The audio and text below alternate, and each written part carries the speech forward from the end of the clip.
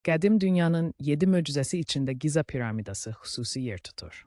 2560-cı ildən qalma bu monumental tikilinin hündürlüyü 146 metrdir. İndiki zamanda isə 138 metr hündürlükdədir. Bu, antik mühəndisliyin ən sirlərindən biridir. Babilin asma bağları qədim dövrlərin gözəl və məsafədən görünən bir mədəniyyət əsəridir. Ikıc Navhodonnosor tərəfindən yaradıldığı bildirilir.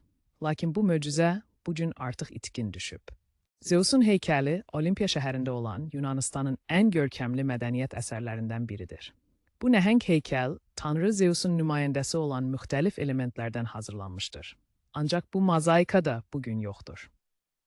Efesdə olan Artemida məbədi, tarixi dövrlərdə tanrıça Artemidaya həsr olunmuşdur. İndi bu mükəmməl məbəd tamamilə sıradan çıxmışdır, amma qalıqları hələ də bu məkana dəyər verir.